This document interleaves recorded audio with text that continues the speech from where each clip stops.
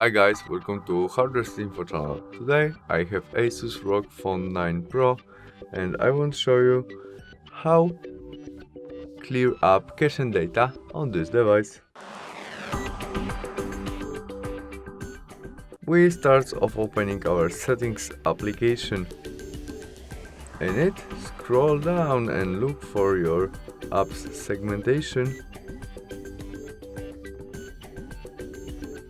And there we tap on our all apps. Now we have list of our all application.